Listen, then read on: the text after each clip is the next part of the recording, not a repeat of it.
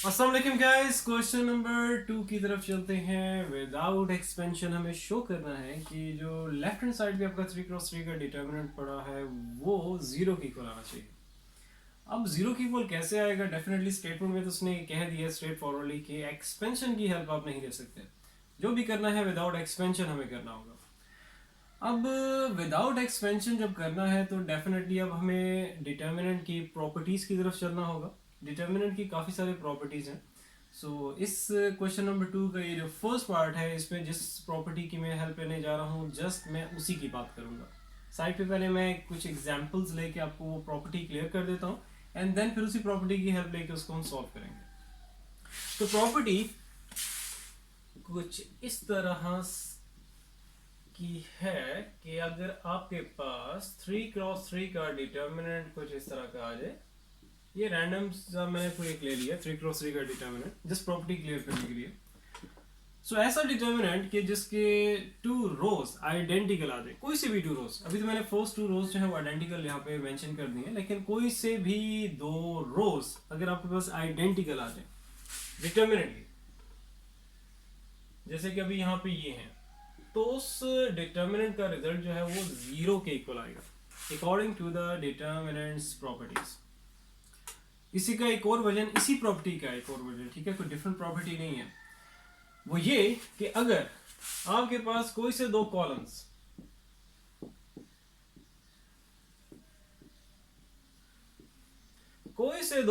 अगर आइडेंटिकल आ जाए, सेम आ जाए, तो ऐसे डिटर्मिनेंट का रिजल्ट भी हम जीरो के इक्वल लिख सकते हैं।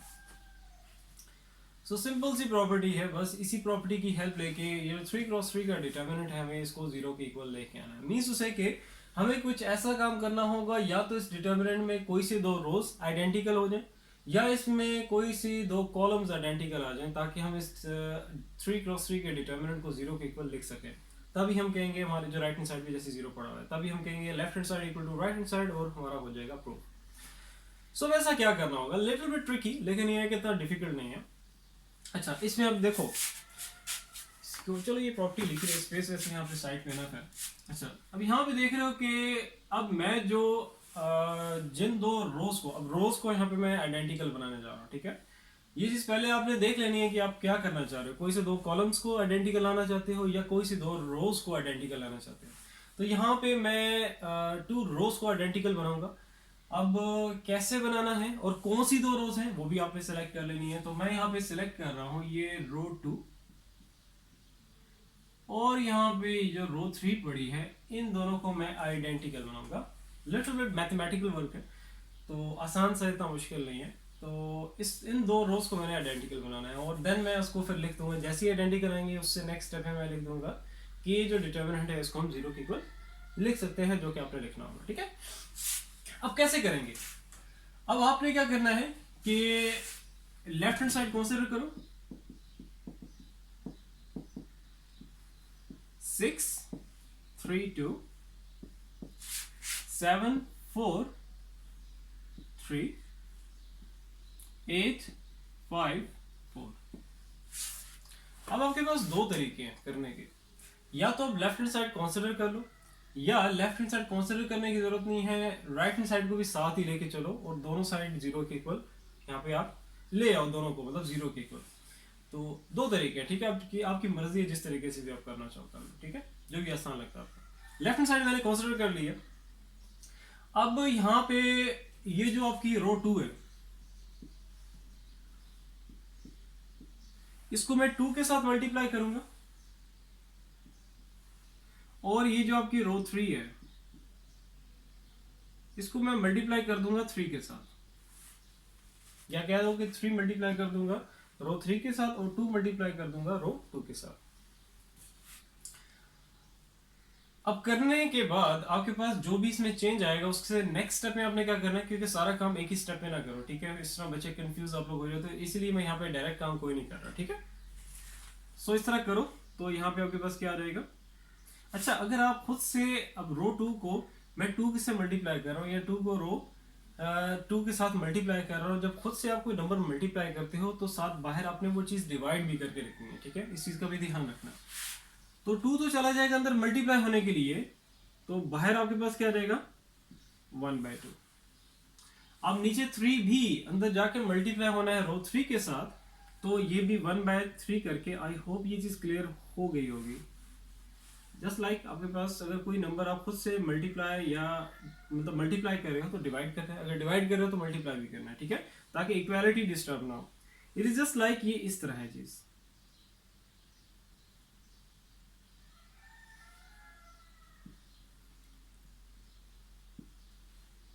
पेपर में आप इस तरह ये चीज मेंशन कर सकते हो और करना, ठीक है। नहीं, अगर इस तरह मेंशन नहीं करोगे तो यहाँ पे फिर आपने सेपरेटली लिखना है। इट्स बेटर कि आप इस तरह करके मेंशन कर दो, जो चेक करने वाला होगा वो समझ जाएगा, ठीक है। 7 4 3 8 5 और ये आ गया 4। ठीक हो गया। अब रो 2 को 2 से मल्टीप्लाई कर रहा हूँ, रो 3 को 3 से मल्टीप्लाई कर रहा हूँ। तो अब मल्टीप्लाई करने के लिए मैं खुद से नंबर लेके आ रहा हूँ, तो डिवाइड भी करना है, इस तरह यहाँ पे भी डिवाइड करना है। सो अब मैं यहाँ पे ये वाला नहीं लिखूंगा 3, चलो पहले 3 लिखा रहे, मैं पहले 2 को अंदर लेके जाता हूँ और वो रो 2 से मल्टीप्लाई होगा। अच्छा, ये काफी डिफरेंट है, क्योंकि जब मैट्रिक्स की अगर हम बात करें, अगर ये मैट्रिक्स होती 6 3 2 7 4 3 8 5 4, यही मैं ले रहा हूँ, ठीक है। एक एक चीज, एक एक पॉइंट क्लियर करना जरूरी होता है, क्योंकि आप लोग मेरे सामने नहीं बैठे होते, रियल टाइम पे आप लोग क्वेश्चनिंग नहीं कर सकते। सो दैट्स वाई ये चीज मैं क्लियर करने जा रहा हूँ।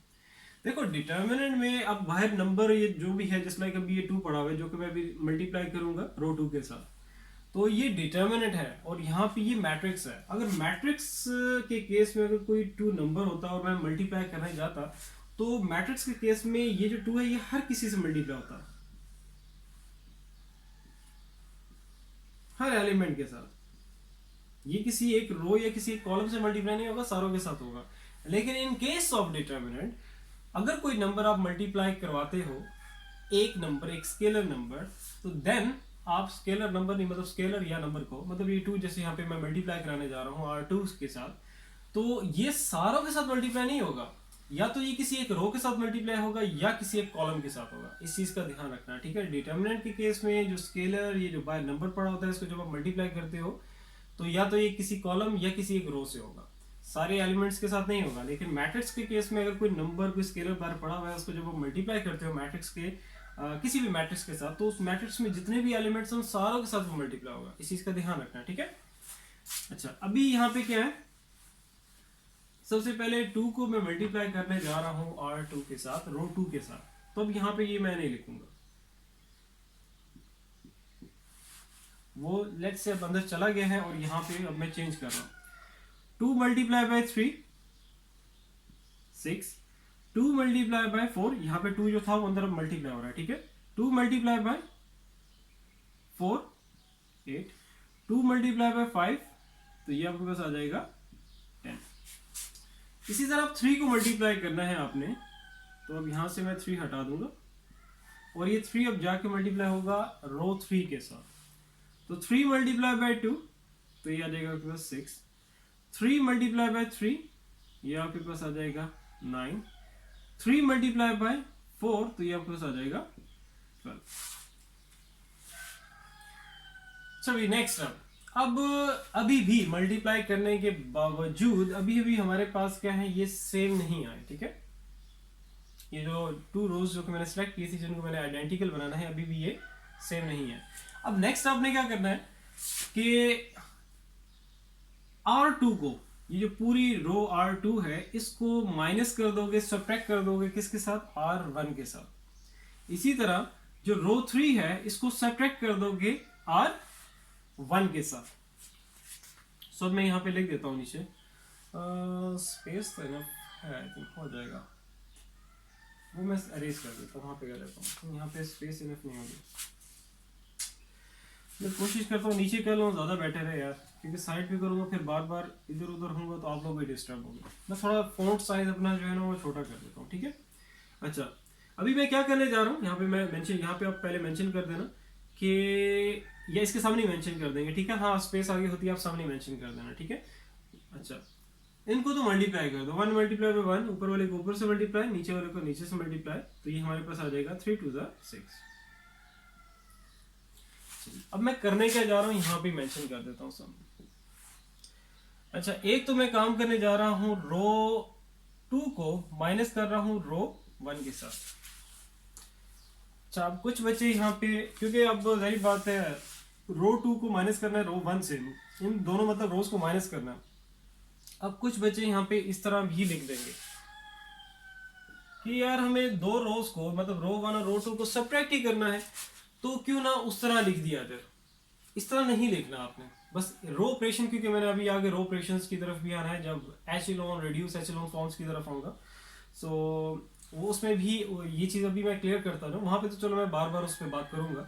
लेकिन यहाँ पे आपने ध्यान रखना है भाई, जिस रो में आप चेंज लाना चाह रहे हो वो वाली रो जो है वो आपने पहले लिखनी है। अब रो 2 में मैं चेंज लाना चाह रहा हूँ, ठीक है, क्योंकि रो 2 रो 3 को मैंने आइडेंटिकल बनाना है, तो रो 2 में चेंज लेके आना है, रो 1 में नहीं। तो जिसमें चेंज लाना चाहते हो उस रो को आपने पहले मेंशन करना है, या कॉलम, अगर किसी कॉलम में आप चेंज लाना चाह रहे हैं तो उस कॉलम को पहले लिखना है, और बाद में जिसकी हेल्प लेके या जिसके साथ सब्ट्रैक्ट ऐड कर रहे हो उसको बाद में लिखना है आपने। जैसे अभी मैं रो 2 को रो 1 से सब्ट्रैक्ट कर रहा हूँ, रो 1 की हेल्प ले रहा हूँ, तो उसको आपने बाद में लिखना है, क्योंकि उसमें चेंज नहीं आना। चेंज किस में आना है? रो 2 में आना है, इसलिए वो पहले। ओके, तो ये वाला काम नहीं करना जो मैंने अभी इरेज कर दिया, ठीक है, साइड में। अच्छा, एक तो आपने ये करना है। दूसरा जो आपका रो ऑपरेशन होगा वो ये कि रो 3 में मैंने चेंज लेके आना है, रो 3 को भी मैंने सब्ट्रैक्ट करना है रो 1 से। तो रो 3 में चेंज आना है, हेल्प में ले रहा हूं रो 1 की, उसी से माइनस कर रहा हूं, तो वो बाद में। ठीक हो गया, अब ये वाला काम करते हैं। अच्छा भाई, नेक्स्ट इट लुक्स, ये ज्यादा लुकिंग वाइज अच्छा लगेगा कि अगर आप कोई एक डिटर्मिनर लिख रहे हो उसके लाइंस जो है वो मैच करें, ठीक है, बेशक एग्जैक्टली मैच ना भी करें, लेकिन अगर प्रॉपर तरीके से अच्छा लिखोगे तो इस तरह ज्यादा बेटर रहेगा। इस तरह जिग-जैग करके लिखोगे इट नॉट लुक्स गुड। वैसे मैथमेटिक्स में राइटिंग के नंबर नहीं होते, लेकिन स्टिल इट लुक्स गुड अगर आप प्रॉपर तरीके से इसको लिखो, ठीक है। अच्छा, नेक्स्ट आगे चलते हैं। अब हमने क्या है, जरिए रो 1 में तो चेंज आना नहीं है, तो इसको रो 1 को तो आपने पहले ही लिख देना, ठीक है, क्योंकि रो 1 में हमें चेंज नहीं लेके आना, रो 2 में और रो 3 में लेके आना है। तो रो 2 इसको मैं हटा देता हूँ। रो 2 के जो एलिमेंट्स होंगे उनको रो 1 के एलिमेंट से हमें सब्ट्रैक्ट करना है। तो स्टार्ट करते हैं। 6 माइनस 6 0, 8 माइनस 7 ये आपका आ जाएगा 1, 10 माइनस 8 तो ये आपके पास आ जाएगा 2। इसी तरह अब रो 3 माइनस रो 1, रो 3 के एलिमेंट्स को रो 1 के एलिमेंट से सब्ट्रैक्ट कर दे रहा हूं। 6 माइनस 6 0, 9 माइनस 7 तो ये आपके पास आ जाएगा 2, 12 माइनस 8 तो ये आपके पास कितना आ जाएगा 4। ये भी हो गया। अब नेक्स्ट आगे चलते हैं। अब मैं जरी बात है, मुझे स्पेस मैनेज करने के लिए इरेज करना होता है। आप लोग ऐसा किया करो, जब ये लेक्चर्स वगैरह आप लोग अटेंड करते हो, ये वीडियो फॉर्मेट में ही है, आप लोग पॉज करके आगे पीछे करके इसको मीस से कि अगर कोई चीज़ पीछे रह गई है तो आप पीछे जरी बात है करके वो चीज़ पिक कर सकते हो, आगे पीछे करके फुल कंट्रोल है आपका। अक्सर बच्चे मुझे कहते हैं सर आप इरेज कर देते हैं, यार इरेज तो करना पड़ता है डेफिनेटली, क्योंकि मेरी जरी बात स्पेस मैनेज करनी होती है। बस आप लोग ये क्या करो, कोई रजिस्टर वगैरह रख लिया करो पास, रजिस्टर पेन पेंसिल लेके साथ साथ नोट डाउन करते रहा करो, ठीक है। उससे ये होगा साथ साथ आपकी प्रैक्टिस भी हो जाएगी, और आप लोगों को ये भी प्रॉब्लम नहीं है कि यार अगर मैं नोट डाउन कर, क्योंकि अक्सर ये होता है कि मैथमेटिक्स के लेक्चर्स में मैं तो सारे टीचर्स यही कहते हैं यार पहले बच्चों समझ लो बाद में नोट डाउन कर लेना, लेकिन अब जाहिर बात है मैं तो अरेज कर देता हूँ। आपको यार फुल कंट्रोल है, आप लोगों ने आगे पीछे वीडियो को कर सकते हो, तो इट्स बेटर कि आप लोग साथ साथ लिखते रहा करो, ठीक है, ताकि आप लोगों का एक फ्लो बन जाए, एक फ्लो में मतलब आप लिखते रहो, ठीक है। अच्छा, ये तो हो गया भाई, ठीक है। अब ऊपर वाला काम जो है इसको मैं अरेज कर देता हूँ, इसकी अब हमें ज़रूरत नहीं है, और ये हमारी लेफ्ट हैंड साइड चल रही है, ठीक है, मैंने separately left hand side consider की थी। अच्छा अभी नेक्स्ट आगे चलते हैं। अभी भी अगर आप रो 2 और रो 3 को देखोगे आइडेंटिकल नहीं है। अब हमें कैसा काम करना होगा, अब आपको क्लियरली नजर आ रहा होगा कि अगर रो 3 में से अगर मैं 2 कॉमन ले लूं तब हमारे पास जो R2 और R3 हैं वो आइडेंटिकल आ सकती हैं। सो कॉमन ले लेते हैं 1/6। अब मैं कॉमन ले रहा हूं, कॉमन में भी आपने ध्यान रखना है जब कोई मल्टीप्लाई करते हो कोई स्केलर कोई नंबर, तो वो या तो किसी एक रो या किसी एक कॉलम के साथ मल्टीप्लाई होगा डिटर्मिनेंट के केस में।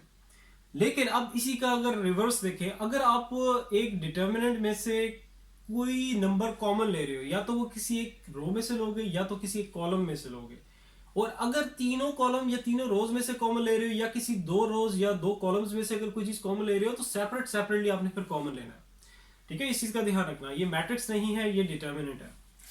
तो अब यहां पे देख रहे हो आपके पास ये जो रो 3 हमारे पास आई है, अगर इसमें से मैं 2 कॉमन ले लूं तो हमारे पास जो है R2 और R3 जो है वो आइडेंटिकल बन सकती हैं, जिसके लिए हम सारा काम कर रहे हैं। सो मैं 2 कॉमन लेने जा रहा हूँ और बाहर 1/6 पड़ा हुआ है, तो ये बाहर कॉमन लेके तो ये मल्टीप्लाई हो जाएगा 1/6 के साथ, ये यूं कह लो 2 डिवाइड हो जाएगा 6 के साथ। तो मैंने 2 क्या ले लिया है, कॉमन ले लिया है रो 3 में से। तो हमारे पास क्या है 6 7 8 0 1 2। अब इसमें से मैंने 2 कॉमन लिया है, डेफिनेटली ये 0 ही रहेगा, ये आपके पास 1 बन जाएगा, और ये 4 है तो ये बन जाएगा 2। तो हमारा जो काम था वो हो गया कंप्लीट यहाँ पे।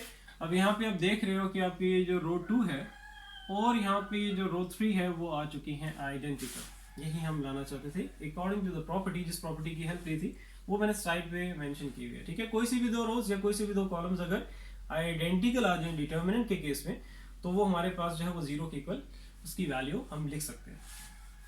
इसको वेरीज कर देते हैं।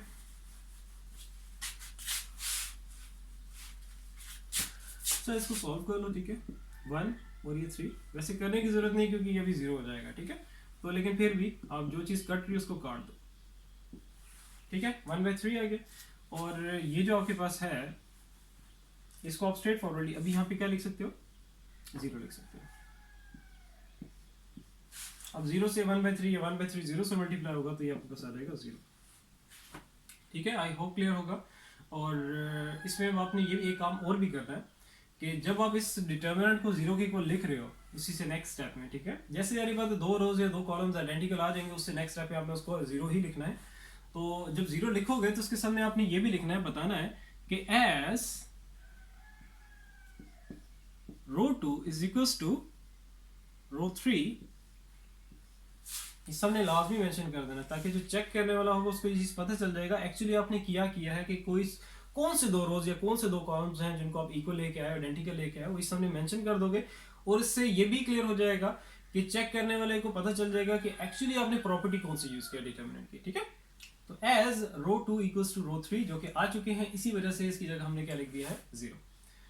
तो ये हमारे पास जो 0 आ गया है, ये क्या है हमारे पास राइट हैंड साइड पे जो 0 पड़ा था, मीन्स उसे लेफ्ट हैंड साइड हम लेके चाहिए, हमारी लेफ्ट हैंड साइड थी।